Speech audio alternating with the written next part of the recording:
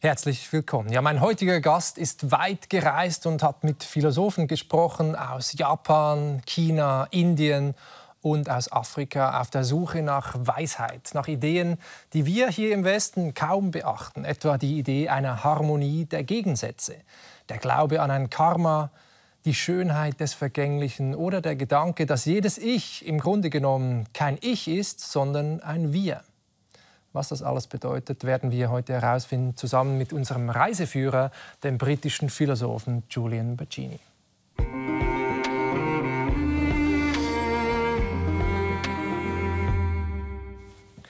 Ja, Herr Baggini, welche Idee hat Sie denn ganz besonders fasziniert, so sehr, dass Sie sie mit nach Hause genommen haben in Ihren Alltag? Yeah, I think the thing that most influenced me, since writing the book, was some ideas from Japan, East Asia, but particularly Japan.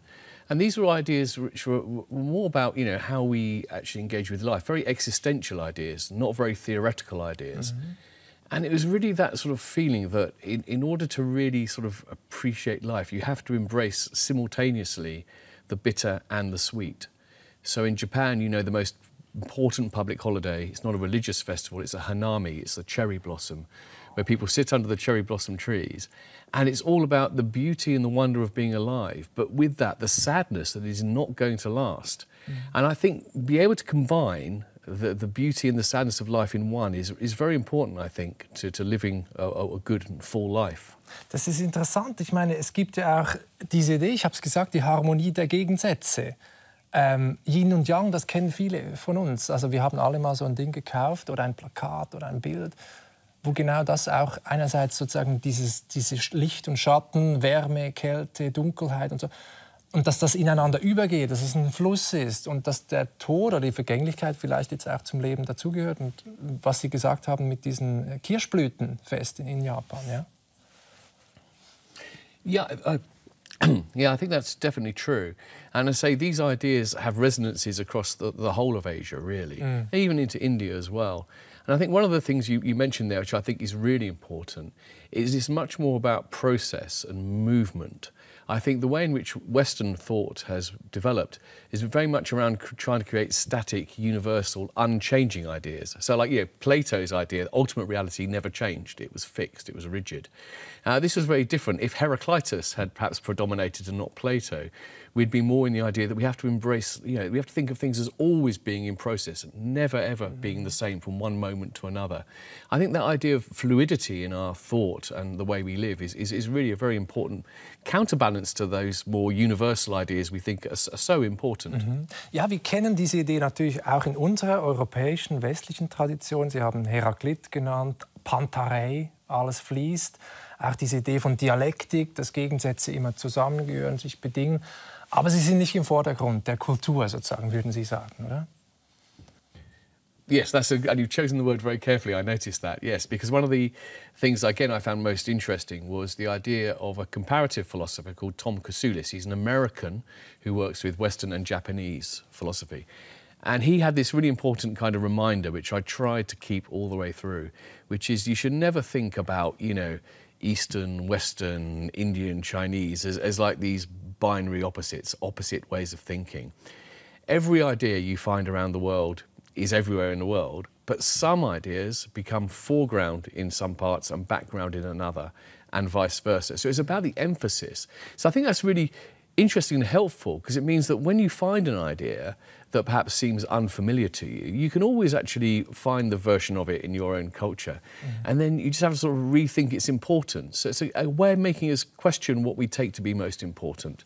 Not just to give up, because sometimes people think you have to, throw away Western philosophy if you're going to be interested in Eastern philosophy or vice versa. No, it's not about that. It's about trying to find the most interesting ideas in all traditions and then trying to blend them in the right way. Und eine andere Idee, die Sie auch in Ihrem Buch, der Sie viel Zeit und Raum widmen, ist die Idee dieses Ich oder dieses Selbst, das irgendwie Teil ist eines Wir, das nicht isoliert ist, individualistisch, so wie wir das oft denken. Und da ist natürlich auch die Frage, ist das nicht nur ein Klischee? Das hört man ja oft, dass man in China und Japan vielleicht so ein bisschen das Kollektiv wichtiger ist. Aber stimmt das denn wirklich?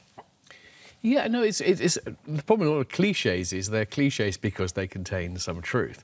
I think the way in which it goes wrong is that people think it's, again, a simple binary. They think the West, it's all about the individual, and in the East or outside of the West, it's all about the collective. Now, I think that's the wrong way of looking at it. It's not the individual versus the collective. It's wrong to think that in societies that emphasise the we more, that the I is not important.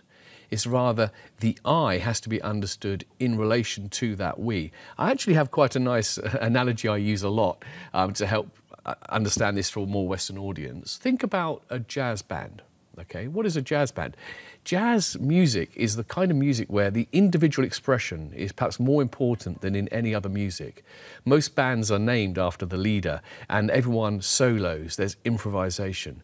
So the jazz band is the forum in which a musician most expresses their individuality. But of course they can only do it in the band. There's very little solo jazz or even duo jazz. So it's understanding the fact that in these societies where the we is more important, it's not anti-individualism, it's about emphasising that the individual can only become their fully developed self in a social context. And we do find that idea in Western culture. There's one of the most quoted lines in English thought and literature is John Donne, no man is an island entire unto himself. And the American Constitution begins, we the people. So we actually do understand the importance of the group for who we are, but I think that because we've emphasised individual rights, freedom, autonomy so much, again, the balance has got a little bit out of kilter. So I think we need to just rebalance a bit. Und Sie sagen, das hat auch politische Folgen. Also der gegenwärtige Nationalismus, Populismus ist aus Ihrer Sicht auch eine Gegenreaktion gegen dieses Gefühl des Verlorenseins, der fehlenden Zugehörigkeit, der Heimatlosigkeit. Das ist interessant. Das heißt, das hat dann diese Philosophie, die Autonomietradition, die Aufklärung und so weiter, das hat dann politische Folgen. Yeah, I'm afraid it does. I think this is where sort of liberalism and the left in the West has kind of gone wrong. It's kind of forgotten how important that sense of connection and community, rootedness is. We very much celebrated ideals of multiculturalism and cosmopolitanism. And by the way, I think they're very important values. I'm in favour of them. But it's also true that, we are also located. We have families and communities as well.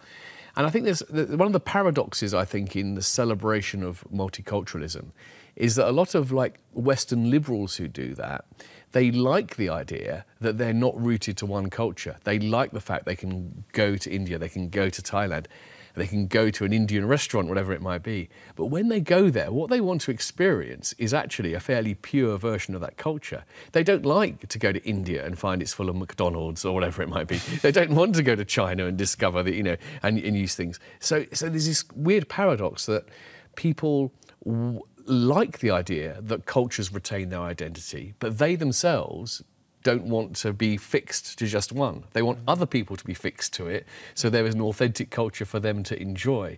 And I think this is just an example, I think, of some of the paradoxes.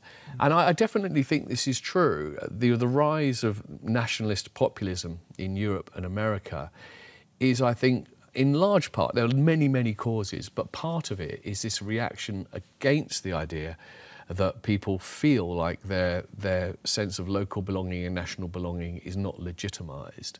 And I think it's really important we find ways to both embrace the values of multiculturalism, of diversity, without diminishing the importance of rootedness and community, nation, whatever it might be. It's a difficult balance.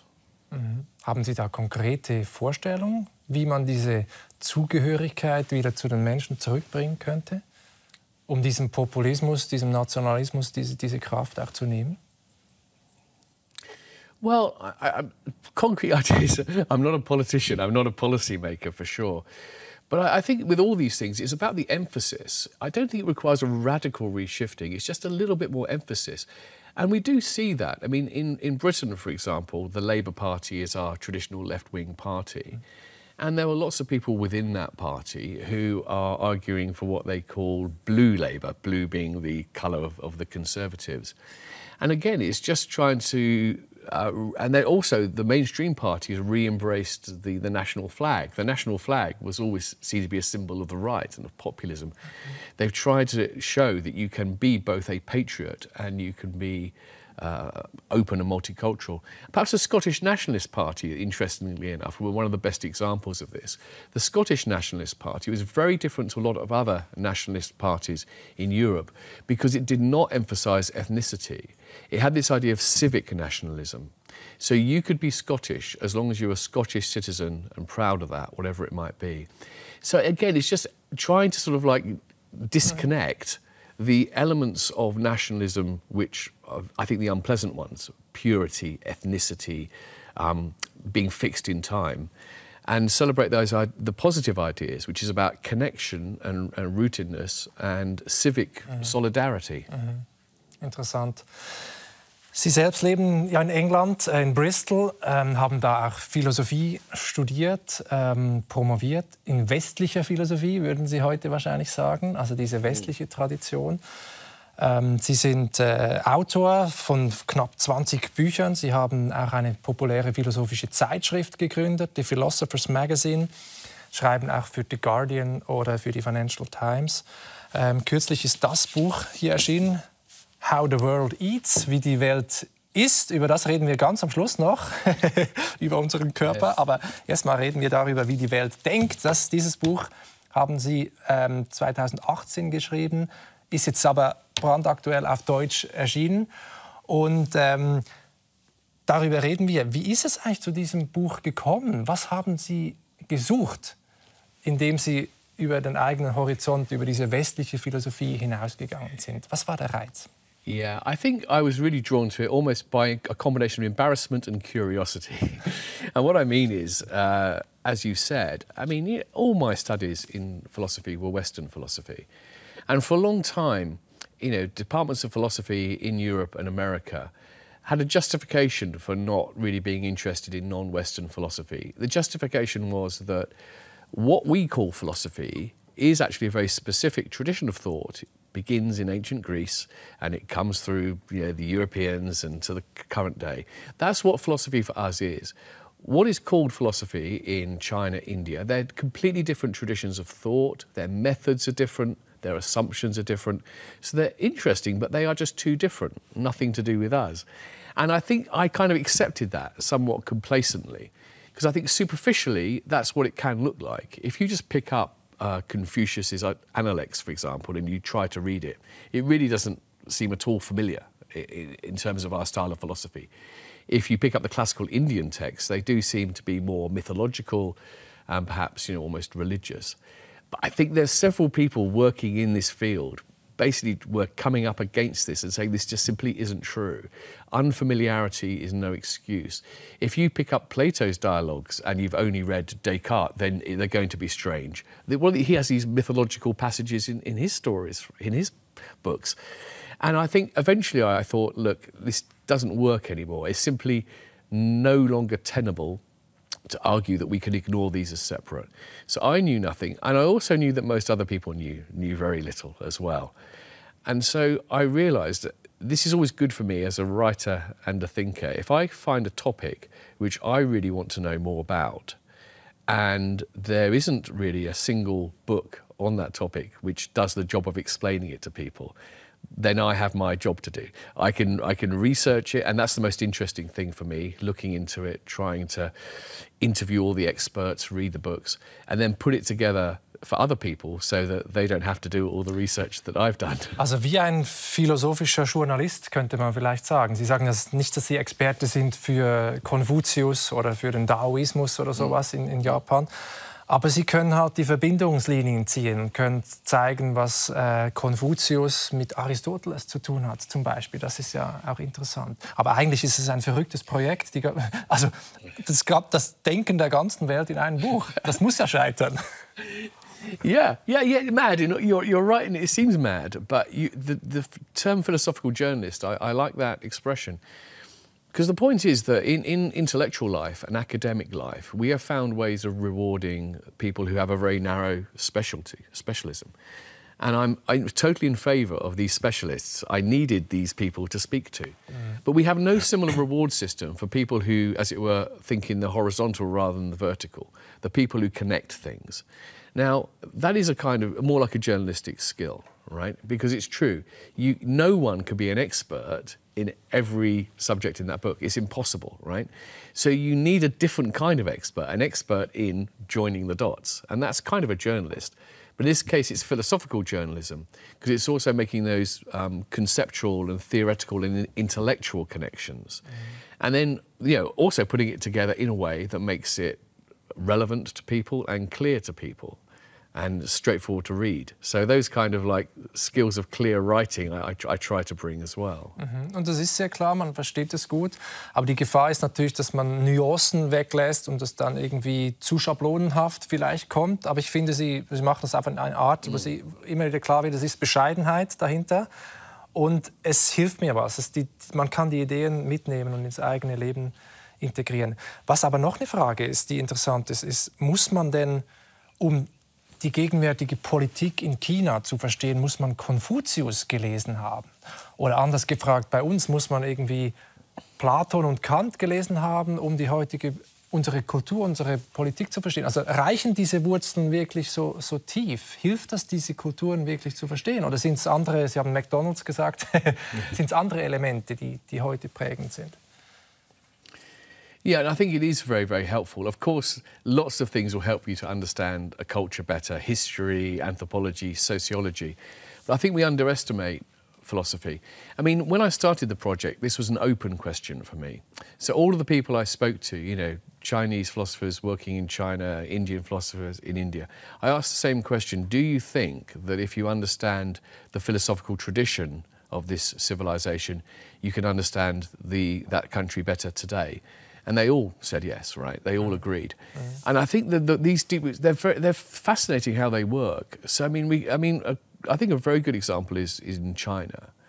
Because in China, the dominant intellectual tradition for millennia has been Confucianism. Well, we say Confucianism, that's the term we use, but it's quite interesting that even naming that tradition after one person is a Western way of thinking.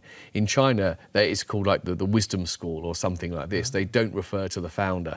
But the Jesuits who went to China, they were looking for the equivalent of their Christianity. So they thought it was a religion and they named it after the founder. Whereas actually it's a philosophy, and the name of the founder isn't even the founder, actually. He's just the most famous writer. Das zeigt schon eine Schwierigkeit, nämlich dass wir mit unserer Brille, mit unserer westlichen, ethnozentristischen Brille, wie man auch sagt, auf die Welt guckt und dann das so liest. Wir können ja gar nicht anders. That's right. Well, we can, we can't. We can't, as it were, just eliminate our biases and our prejudices, but we can recognise them. It's the same way with psychological biases, Psychologists will tell us that we have stereotypical ways of seeing people. We always respond through stereotypes. Can we stop that? No. But can we be aware of it and then go around it? Yes. So, but going back to China, this Confucian tradition, we'll call it Confucian. The most dominant value in that tradition is this idea of harmony. And I think this is absolutely central to understanding China today, and other East Asian cultures as well that have been influenced by Confucius. Now, harmony is the idea that the most important value both in society and also in the community and the family is the harmony of the different parts, okay? And the important thing about this idea is that it requires difference. Okay, harmony is not about the eradication of difference. It's not about making everybody the same. So the classical examples will be around music or food, where you need different ingredients or you need different instruments and notes. So harmony is really important, and because it's the paramount value, it's more important perhaps than individual freedom. Okay. So again, people look at China, they think freedom doesn't matter there. They think it's all about conformity.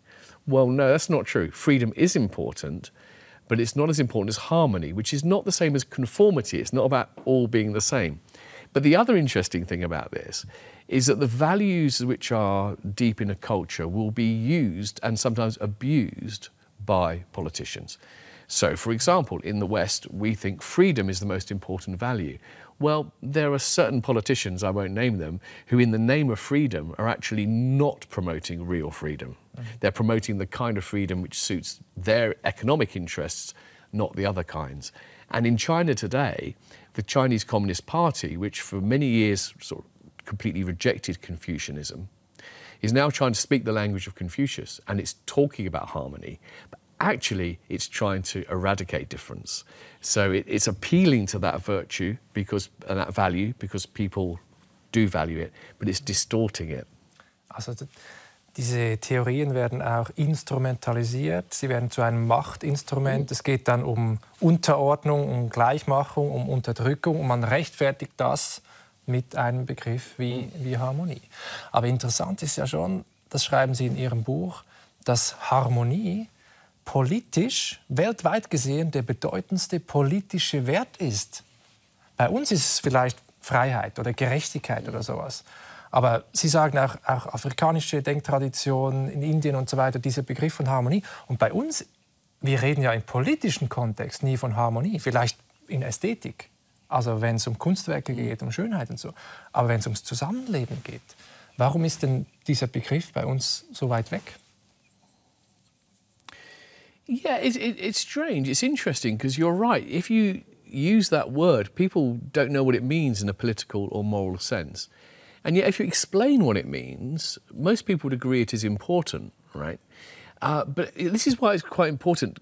Concepts gives us power. They gives us the ability to think about things in new ways. Okay, so if you take, for example, a lot of people were against the invasion of Iraq in the Second Gulf War. The reason people gave was they felt that this was just going to create more chaos, more death, more killing, right? So the people who wanted that invasion thought this was about bringing freedom, getting rid of despotism, bringing democracy. Other people thought the price would be too high. Now, I think that argument would have been clearer, perhaps, if we had the kind of concept of harmony that we could use. So we could talk about how, yes, you know, if you destroy tyranny, but you replace it with such disharmony that no one can live safely, etc., that isn't necessarily a battle worth fighting at that point, right? Okay, and I think that, and in a sense, harmony is like a precondition of the other things. So harmony is not the enemy of freedom. You might say it's a precondition of freedom, because if you have a chaotic, anarchic state, you don't have the conditions for freedom or autonomy either. You just have the power of the warlords or the most powerful people. Das ist wieder dieser Hintergrund, wie damals, also wo wir über das Ich geredet haben, dass nur vor einem Hintergrund eines Wir, die Jazzband, haben Sie gesagt, der Solist, die Solistin, die nur brillieren kann, wenn die Rhythm Section gut ist. Und da ist auch wieder diese Idee von Freiheit, ist immer in einem Kontext. Und ich meine, diese Idee von Harmonie, die kennen wir schon. Also es gibt diesen Begriff der Gerechtigkeit. Und wenn man Platon liest, Sie wissen das, im Dialog Politeia, da gibt es natürlich all diese Vergleiche auch von Harmonie. Jeder macht seinen Teil. Es ist wie ein Akkord, der zusammenklingt und so. Das heißt, diese Ideen, die waren bei uns auch da, eine Zeit lang. Aber die Geistesgeschichte hat dann dazu geführt, dass der jetzt in den Hintergrund getreten ist, diese Idee von Harmonie. That's right, and I think part of the value of doing comparative philosophy is it's not just curiosity about the way other people think in other parts of the world. It gives you kind of a mirror to look back at your own culture, to notice the things that you haven't noticed about it, to notice things that are there but which have not received a lot of emphasis, and also to notice the things that perhaps have had too much emphasis, perhaps have become too powerful. So, you know, I think this is extremely helpful and important. And I think one reason why the book did resonate in the UK and, you know, did become a bestseller was that, you know, it wasn't just a book that people read and thought, oh, that's interesting, that's what people think. They really felt it could help them to understand not just other people but themselves too, their own thinking, their own culture. Mhm. War das bei Ihnen auch so, dass Sie viel über sich selbst noch mal gelernt haben, über Ihre eigene Kultur? Durch das Schreiben des Buchs, durch all diese Gespräche mit Expertinnen und Experten?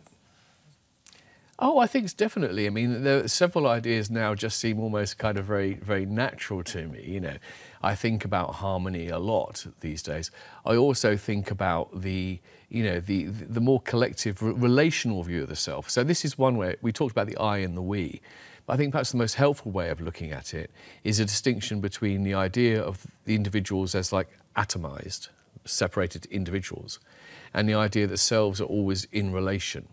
So the idea here is that if you think about who you are, it's impossible really to imagine who you are without thinking about the household that you're brought up in, the community you're brought up in, your colleagues here. You know, you're the person on the screen, but behind the screen there are many, many other people all making this possible, right? So the relationality of our existence is really, really important. And that's something that, once you become deeply aware of that, you don't lose awareness of it. And you also kind of notice sometimes how, people slip into ways of thinking which kind of ignore that relationality. And it's not just about people, actually. I remember, to take perhaps might be a random example, I was in a discussion with some philosophers about whether or not the films of Woody Allen, for example, should be seen differently when you know what has happened with Woody Allen. That's slightly complicated because still nothing is proven, by the way. But for a lot of philosophers, it's kind of like it's actually a deep problem because the film hasn't changed. If the film hasn't changed, why should we look at it differently? But if you're used to thinking about things relationally, well, no, that's not true. The film has changed because the film is only what it is because of how it stands in relation to everything else in the culture. When the culture and the facts change around the film, it does change the film. And that's something which, in a way, should be obvious, but it's not obvious when you're used to thinking that in order to understand what something is, you separate it from its environment, you isolate it and analyse it solely as it is. Das ist sehr interessant. Man kann es auch musikalisch ausdrücken. Ein Ton auf dem Klavier ist jeweils anders, wenn er Teil einer anderen Melodie ist. Also der Ton klingt anders, auch als Teil einer Harmonie, als Terz zum Beispiel, je nachdem, wo er steht. Also da hört man es sogar, würde man sagen. Und bei einem Woody Allen-Film spürt man es zumindest anders. Man erlebt den Film anders, weil dieser Kontext wie mit dabei ist. Ja? Yeah, and I think it's also very important for ethics, actually, because we think about things that are virtues, things that are good or bad. Now, we can get this from Aristotle. We don't need to go beyond the Western tradition. Aristotle had a relational view of value, really, which is that what is good or bad, it always depends on the context, the situation, exactly where it is. So if you say, like, courage is a good thing, is courage a good thing? Well, yes, it is. But if you go jumping into a fast river to save your iPhone, that's too much. That's not being courageous. That's being weak, right? Being crazy. At the same time, in different situations, we require different degrees of courage. So what is good and brave will depend on the situation. And I think, again, that should be obvious in a way. But often we get into this idea that values and virtues have to be kind of universal and unchanging, that it's always right to be the good thing. And that gives us a kind of rigidity in our ethics, which I don't think is appropriate. Genau, und bei Aristoteles gibt es diese Idee der Tugendethik, dass man sich einen guten Charakter antrainieren kann und soll und der dann auch sehr situativ mit Urteilskraft entscheidet, was jetzt in dieser Situation angemessen ist und was die Mitte ist zwischen zwei Extremen, die wir nicht wollen. Sie sagen, genau diese Idee gibt es auch bei Konfuzius. Ja. Auch diese Idee, da heißt es kann, also so wie diese Idee von Phronesis bei Aristoteles, diese Urteilskraft. Mit viel Erfahrung kann man intuitiv das Richtige entscheiden in der Situation. Und das braucht aber viel Übung, viel Praxis und so weiter. Also auch dieses Tun in der ostasiatischen Philosophie, sagen Sie, ist ganz wichtig. Man ist nicht nur etwas, das man lernt, sondern man muss es üben. Einüben, praktizieren. Und das ist auch eine Idee, die bei uns nicht so sehr akzentuiert ist, sage ich jetzt mal. Yeah, I think that's definitely correct. It's interesting that the virtue ethics of Aristotle has become more popular in Western academic philosophy in the last 20, 30 years. But generally speaking, since the Enlightenment, even before, moral thinking has been dominated by principles. You know, people think, what are the principles to live by? And if you do an ethics course, you're often kind of presented with alternatives between the utilitarian thinking of John Stuart Mill, whereas the right action is the thing with the good consequences, or it's Kant and it's about duty. And I think that what we're reminded of, especially outside the West, is that in a lot of cultures, it's really understood that being good, doing the right thing, begins with good character, right? There's a nice saying, I think, from I think it was a Buddhist teacher from Japan, which is, you know, the rules against lying are wasted on a dishonest person, and they're not necessary for an honest person. Right? Okay, so you know, if you think about it, if you have a rule in the studio that says, you know, do not steal the bottles of water from backstage, whatever it might be. If you're an honest person, you don't need to have that rule. You're not going to do it. If you're a dishonest person, you're just a bit more careful to make sure you're not caught. And it begins with character. And it's also interesting because, you know, how do we become good people? Is it by studying texts? And in a lot of traditions, there's this understanding that the best moral teachers are people who teach by their example, their exemplarity. And you see this a lot in Indian thought as well, actually. And we talk about role models, actually, in English, and I think we do understand that. But I think that's really important. And I think this is really important for leadership in government and in organisations. I sometimes work with, you know, companies and organisations who want to have their moral codes of conduct. We always say, look, the most important thing is if you want your company to have an ethical culture, people need to see the senior leadership behaving in morally good ways all the time. If they don't see that, then all those codes are gone, right? But if they do see it, it's inspirational and people will want to follow. Das ist wie bei mir zu Hause. Ich bin Vater von 2 kleinen Kindern. Kann man auch alles sagen, aber wichtig ist, was man vorlebt. Das machen sie dann nach, oder?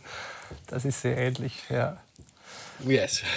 Ich habe noch einen anderen Punkt, und zwar eine Idee, die uns auch, vielen von uns, auch mir, fremd ist, aber die ich irgendwie attraktiv finde. Sie schreiben über Japan und sagen, dass da die Idee von Ethik, von Lebenskunst, Lebensführung eng verknüpft ist mit der Idee von Ästhetik, mit Schönheit, mit Ritualen. Und dass der Sinn für Ästhetik, für Harmonie auch, ausgeprägter ist. Ist das etwas, das mehr ist als ein Klischee und etwas, wo Sie finden, das haben Sie auch mit in Ihr Leben genommen? Yeah, I think that's an interesting one. I find it a little bit difficult to really sort of like make that strong connection between aesthetics and ethics. But I can see they're closer than we might think. And I think it's partly because it goes back to the idea that doing the right thing requires a sensitivity to the situation. And I think, again, one of the big ideas which has really changed for me is that if someone asked me 20 years ago, what is philosophy basically about, I would talk about reason and evidence, okay? Now, I think there's a third thing it's about, which I actually now think is more important than those two things, and that's about the paying close attention to things. All the best philosophers, whatever it is they're thinking about, what enables them to have the insight is that they are looking more closely, you know. And I say looking, not just visually, but attending mentally, cognitively. Now, I think that's where the aesthetic comes in, because the aesthetic is about a sensitivity to the way things are. It's not about theory, it's about, you know, really noticing and being able to create what is beautiful by attention and developing a sensitivity to the way things are and should be. And I think ethics has that dimension too. You have to become sensitive to, you know, also not just the way something is, but the way it fits in with the situation. So a good person, for me, you're most likely to be a good person if you're really good at really noticing what is it that is problematic for the situation of this person or these people, you know. How does that fit in with everything else going around it? It's that kind of close sensitivity to the way things are, which is a way of looking, I think, and paying attention. And that, for me, is where the connection with aesthetics, for me, where that connection is strong. Genau, aber man hat oft den Eindruck, dass es noch darüber hinausgeht, über diese Achtsamkeit und Aufmerksamkeit für alle Betroffenen und für die Situation, über diese Genauigkeit auch, die wichtig ist, diese Sorgfalt, könnte man auch sagen, sondern dass so etwas wie ein Ritual. Also bestimmte Menschen hat man doch das Gefühl, wie sie essen, wie sie trinken, wie sie sich fortbewegen, hat etwas Ritualisiertes, etwas Ästhetisches auch. Also, und da kommt vielleicht auch eine religiöse Dimension mit ins Spiel. Also wenn man den Alltag so lebt wie fast ein heiliges Ritual, etwas zugespitzt gesagt. Yeah. Aber das ist eine Idee, die uns, glaube ich, sehr fremd ist, vielen von uns. Dass jetzt aber so ein bisschen zurückkommt mit so Praktiken wie Achtsamkeit im Alltag und so. Yeah, no, I think that's true. I think in the West we've tended to think that religion is primarily a matter of doctrine. What do you believe? You know, recite the creed. Yeah. And there are a lot of people who say, no, it's much more importantly about the practice. I think actually that's not entirely true in the West, because in the West clearly doctrine still matters a lot. You know, the Church of England is still having big battles about, you know, for example, homosexual clerics and things. But it is true that practice is a big part of it. And I think outside the West, perhaps practice is even more important. And what practice gives you is a way of like self-training. And again, so it's the idea that the most important thing is to train the self. And that without some kind of discipline, you know, the self becomes chaotic. Actually, it also lacks freedom. I think this is where people sometimes get freedom wrong. People think the most important thing about freedom is the ability to do whatever you feel like, right? But if you haven't trained yourself, if you're not attentive to yourself, if you're not thinking about things, then what you feel like is just stuff that's happening. And often it's happening because we're being manipulated, you know. We're being manipulated to think that's a delicious pizza or that's a great pair of jeans, I love that logo. So in order to really be free, you have to be very, very self-aware. You have to monitor yourself. So if you take something like eating, you know, eating is a very simple thing. Most people think eating is neither ethical nor philosophical. But if you eat mindfully, if that becomes your habit, you become more aware of, you know, your desires, what you want, why you want, whether your wanting is good, whether you have to act on it, whether it's okay to leave it, etc. And of course, you also get to appreciate the food more if you're doing it more attentively as well. So yeah, I think that it is important to have that attention to things and ritual. I mean, ritual is a strange word. All it means is sort of practice through habit. And again, Aristotle was big on this. If you need to change anything about yourself, you need to practice again and again. So ritual, it's not about just formal things like, you know, going to the Shinto temple and whatever it might be. It's about the daily habits of life. Mm-hmm. Mm-hmm. Eine Kultivierung dieses Selbst, das wir uns auch wünschen, was viel Disziplin und Übung braucht, Selbstbeobachtung, aber auch Selbstkontrolle, um frei zu sein, interessanterweise. Und das ist ein interessanter Punkt, das hat mich wirklich überrascht an dem Buch. Sie schreiben, in der Tendenz sind viele nicht westliche Philosophien weniger eine Wahrheitssuche, eine Metaphysik nach dem Wesen der Welt, was die Welt im Innersten zusammenhält, sondern in erster Linie eine Wegsuche, ein Kompass, der mich gut durchs Leben führt. Es geht eher um das gute Leben, es geht um Lebenskunst. Sowohl im Buddhismus, im Shintoismus, Hinduismus und so weiter. Und die Metaphysik ist schon da, aber aus Ihrer Sicht ist es ein wichtiger Unterschied zu unseren westlichen Denktraditionen, wo es eher eine Theorie ist und da ist es eher Theorie als Teil einer Praxis, wenn ich das richtig verstanden habe.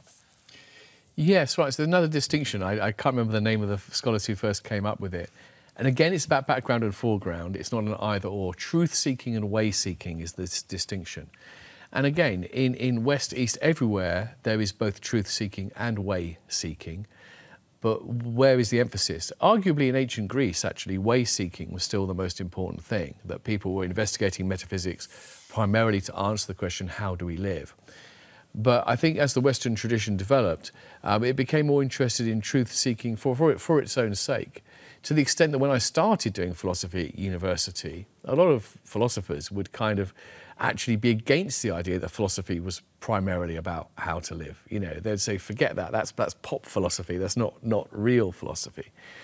So I think the idea that the focus is on the way, how to live, is a difference in emphasis. And I also think that's one that perhaps, again, you asked me what's changed about myself.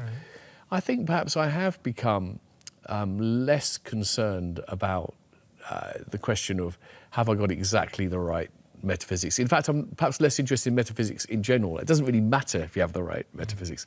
Sometimes it really matters to have the right theory. It really does, perhaps in natural science a lot.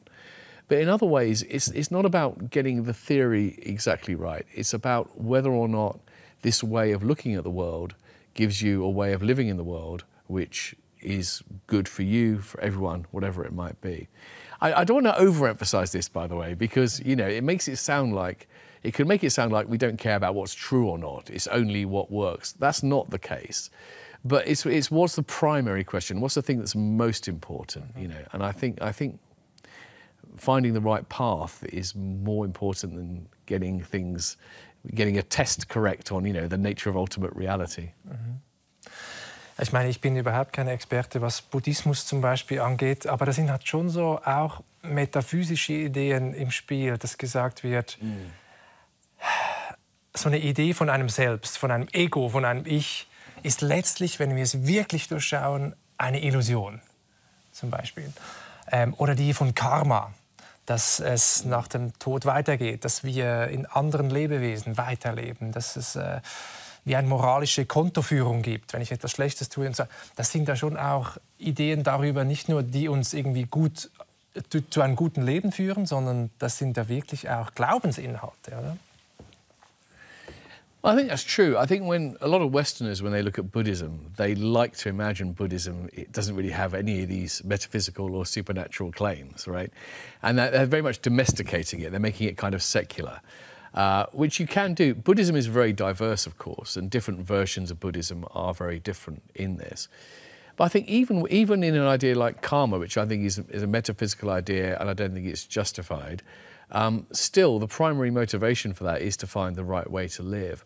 But the other ideas about the self, in a way, I don't think they're heavily metaphysical. I think they're more, experiential, phenomenological. I mean, the idea of the self as there being no abiding, permanent self is an idea that also David Hume came to in the Western tradition, completely independently, it seems. Although, curiously, there's a possibility he read some Indian texts, but I think that's probably not true. The reason not a big metaphysical commitment is that, again, neuroscientists would agree with it as well. All it means is that there isn't some kind of thing which is you, which is found in a part of your brain or an immaterial soul. All it means is that you and I are both systems with parts. And some of these parts are conscious, some of them are non-conscious, and which ones are operating depends upon the time and space. So there's no single individual, you are a system of parts. Now, some people say, oh, so the self is an illusion and it doesn't exist. I think that's actually exaggeration, right? I mean, we're in Switzerland. I've got a watch. It's not a Swiss watch. Sorry. Much cheaper. Does the watch not exist because it's only a collection of parts? Well, no. The watch exists because it is a collection of parts. In the same way, you exist and I exist because we are a collection of our different parts, psychological, neurological, physical, whatever it might be. The only illusion is if you imagine that at the centre of you is this little core, this unchanging essence. That's the only thing that's false. I don't think it's a deeply metaphysical view. I think it's actually empirical, because we know that by introspection, by psychology, by neuroscience. Interessant. Und Sie sagen, aber da ist trotzdem diese Idee von einem Ich, das stabil ist und das geben muss. Wir lassen mal einen Buddhisten zu Wort kommen. Wir hatten nämlich vor einiger Zeit hier Richard Gere zu Gast, den berühmten Schauspieler und Buddhisten, bei meiner Kollegin Olivia Röllin. Und er redet auch davon, wie sehr dieses Konzept überhaupt von einem Ich, von einem Selbst uns in die Irre führt. Wir gehen von einer Vorstellung von uns selbst und anderen aus, nicht von der empirischen Realität von uns selbst. Dieser selbstbezogene, konzeptionelle Rahmen, durch den wir das Universum betrachten, hindert uns daran, etwas jemals wahrhaftig, klar und spontan zu sehen. Frisch und mit Freude, so wie ein Kind Dinge das erste Mal sieht. Ein Kind erlebt die Welt zum ersten Mal. Wir aber verlieren diese Fähigkeit, weil unsere Sinne von Konzepten verschleiert werden. Genauso verhält es sich mit dem Selbst. Unser konzeptuelles Wissen vom Selbst ist eine illusorische Erfahrung aus einer unendlichen Anzahl von Momentaufnahmen. Es ist wie ein Film, der aus 24 Bildern pro Sekunde besteht. Wir unterliegen der Illusion der Bewegung. Sie entsteht aber aus 24 Standbildern. Aufgrund der Funktionsweise unseres Gehirns und unserer Wahrnehmung sehen wir Bewegung. Wir sehen Realität, wo nichts da ist, außer hell und dunkel auf der Leinwand oder dem Fernsehbildschirm. Man sieht Pixel. Nichts ist wirklich da, aber die Vorstellungskraft wird angeregt und man beginnt zu denken. Dieser Denkprozess ist der gefährliche Teil unserer menschlichen Existenz. Dieser Denkprozess ist der gefährliche Teil unserer menschlichen Existenz. Das bringt noch mal eine andere Dimension ins Spiel, nämlich das Verhältnis zur Rationalität. Also welcher Weg führt uns zur Wahrheit oder zum guten Leben? Und ist das Denken und die Sprache da immer hilfreich oder stoßen die an eine Grenze? Well, yeah, there are limits to language, for sure, and we can get caught up in our concepts. But the way in which Richard Gere puts that, I think, is typical of the way a lot of people put it, and I think it's an exaggeration. Because he's, you know, and it sounds like just you're being scientific. You're saying, you know, 24 frames on a film, it's not really moving. The table isn't really solid, right? Well, I think this is actually a profound mistake. Why do we say that the table is not really solid? What we mean is that at the most basic level of existence, the atomic level, there is space between the atoms. Viel Leere in diesem Exactly. System, ja. Right, a lot of space. That's at that level of description. At the level that we experience it, it's solid, right? It is solid. It's not an illusion. So I think this is odd kind of philosophical mistake people make, which is to think that what is real is only what is observed at the most fundamental level of reality. Whereas in fact, reality is nested, you know, the small atoms give rise to larger things, etc. Each is real, they're all real. So I think, you know, talking about things as not being real, I think is exaggeration, it's not true. Where he is correct, though, is that if we find ourselves only ever thinking, only ever experiencing the world as it appears at our level, forgetting that everything is in change, everything is transitory, forgetting that there is no fixed self, thinking that our concepts entirely capture the way the world is, that becomes limiting, right? So I think the point is that in a strange way, we expand our thinking by realising the limitations of these things. But that doesn't mean we give up these ways of thinking completely and think that the only correct way to think is at the level of the microscope. I mean, that's clearly not true. Richard Gere has a career, he has relationships, he has memories, you know. He's not eradicating that level of reality. He's simply... he's weakening his grip on it. He's taking a smaller grip on it. Aber die Idee ist schon, also wenn ich ihm jetzt so zuhöre, dass es eine fundamentalere Realität gibt. Man kann es vielleicht Reduktionismus nennen oder so. Das sind Oberflächenphänomene. Je nach Perspektive sieht es dann so aus, stabil, hart, unveränderlich. Aber wenn man sozusagen diesen Schleier wegnimmt, dann sieht man die Dinge richtig. Sie würden jetzt eher für einen Pluralismus von Perspektiven plädieren. Und je nach Beschreibungsebene ist es dann halt hart oder Atome und Leere. Yeah. I think that's right. And you use the term reductionist. I think that's one of the strange things is that, going back to what we were saying earlier, one of the great strengths of certain non-Western traditions is they emphasise the relationality of things, that things only exist in relation. Whereas actually to sort of think that you capture the way things really are when you break them down to their smallest parts, that's a reductionist way of thinking. That's actually quite a Western reductionist way of thinking. It's because things exist only in relation that we have solid tables, because the reality of the solid table emerges because of the relation between all the small parts. And that is real. That is as real as the small parts themselves. So yeah, I really resist the idea of only reserving the word real for this more fundamental level only at the physical sense, right? It's only more fundamental at the physical level. Und wir haben über Sprache und Vernunft gesprochen, im Unterschied zu anderen Zugängen zur Realität, vielleicht im Erleben, in einer Meditation zum Beispiel. Gibt es da wichtige Unterschiede, wo Sie sagen würden, Sie kommen aus einer westlichen Denktradition, wo man vielleicht in Ostasien, in China, in Japan noch mal anders denkt über die Grenzen unserer Sprache? Ich meine, bei uns gibt es auch diese Tradition. Es gibt in der Antike die Skeptiker, dann gibt es Immanuel Kant, der die Grenzen der Vernunft betont. Später Denker wie Wittgenstein, Sprachphilosophen, die sagen, unsere Sprache ist sozusagen die Grenze. Aber gibt es sozusagen aus der Distanz nochmal einen wichtigen Unterschied zwischen der Idee Sprache als Zugang zur Realität bei uns im Westen und in Indien oder in China oder in Japan? Ist es was anderes?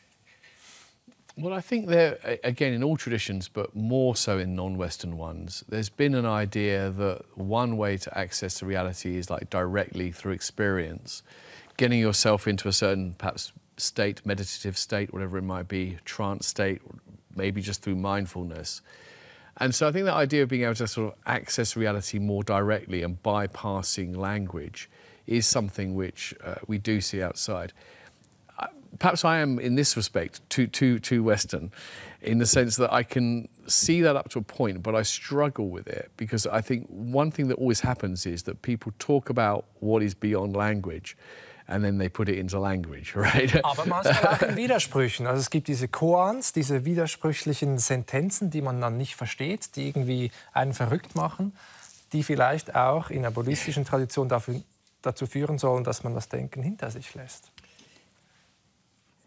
Yeah, I think that's right, but I think that's right. When you got the koans, for example, which are meant to get you to appreciate the contradictions of language, and what they're trying to get you to do then is genuinely suspend a kind of intellectual, conceptual way of thinking.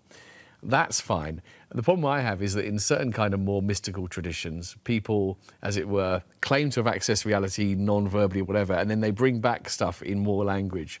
And that kind of, you know, I mean, people do it now a lot in their psychedelic experiences. Psychedelics have become very, very popular, and people take the psychedelics and they believe they've experienced the way things really are, etc. But I think, you know, there's no reason to trust the way they conceptualize it, right? I mean, in a way, trying to put it back into words almost defeats the object.